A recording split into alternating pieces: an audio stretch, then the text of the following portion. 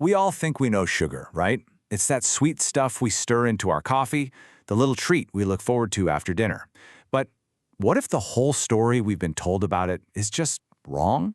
Today, we're going to pull back the curtain on the great sugar deception. So let's just get right into it with a tough question.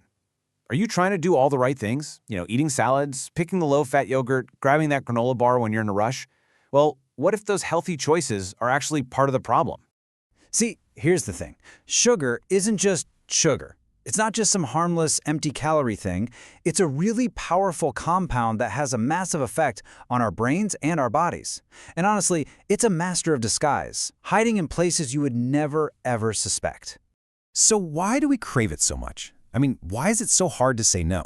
Well, it all comes down to brain chemistry, specifically a little chemical called dopamine.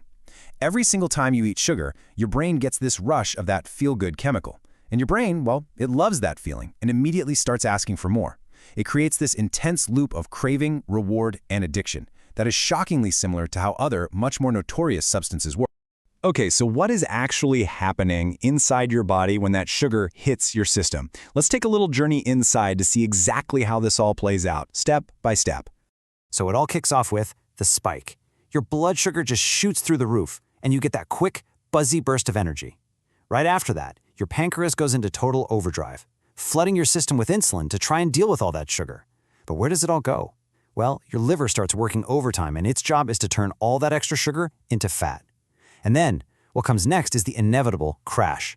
Your energy levels just plummet, leaving you feeling tired, foggy, and your brain starts screaming for another quick sugar fix.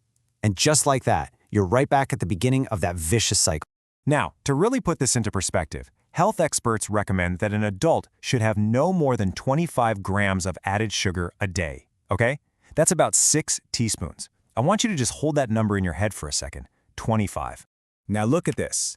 The average person actually eats around 88 grams of sugar every single day. That is more than 3 times the recommended maximum. Just think about that for a minute. We are just chronically overloading our bodies day after day after day.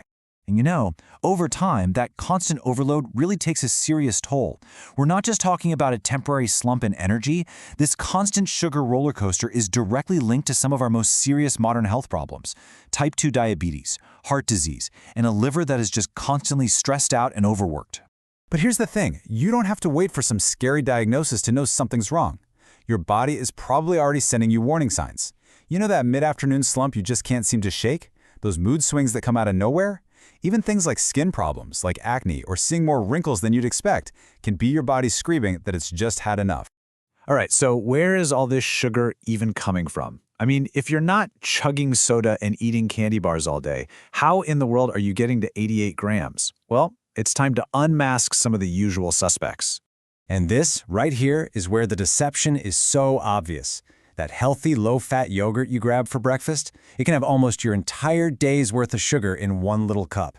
Your pasta sauce, that healthy granola bar, your breakfast cereal, they are all absolutely loaded with it. See, when food companies take the fat out, they have to put something back in to make it taste good. And what do they use? Sugar. It's the food industry's dirty little secret, and it's everywhere. Okay, I know hearing all this can feel pretty overwhelming, but look, the point of this isn't to scare you, it's to empower you. And the really good news is that you can absolutely break this cycle. So let's talk about an action plan. We're not talking about some extreme, crazy diet here. This is all about making small, really smart swaps. Just ditching one sugary drink for a glass of water is a huge win. Or eating a whole orange instead of drinking a glass of juice. You get all that amazing fiber that helps slow down the sugar. Honestly, becoming a label detective is probably the most powerful tool you have. And hey, when you do want something sweet, it's all about upgrading your source. That white, refined sugar is just empty calories that send your blood sugar on a wild ride. But some of the natural alternatives, used in moderation of course, have a much lower impact on your body and are way less processed. It's a much, much better choice. Now, what's really fascinating here is that beating these cravings isn't just about willpower. It's about biology. When you're dehydrated or tired or super stressed, your body literally screams for a quick energy source, and its go-to is sugar. So by just taking care of the basics, like staying hydrated, getting enough sleep, managing stress, and eating protein, you can actually turn down the volume on your body's biological demand for sugar. You see, this is about so much more than just changing what you eat. It's about completely changing your story. You get to shift the narrative from one of constant cravings and energy crashes to one of incredible energy and being in control. So let's just reframe this whole thing. This journey is not about what you're losing or giving up. It's about everything you stand to gain.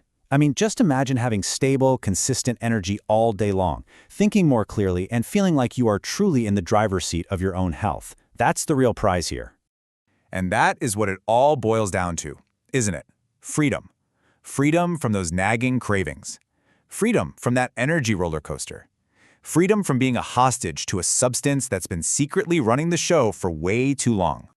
So I'll just leave you with this one question to think about. Don't try to change everything all at once. That's a recipe for disaster.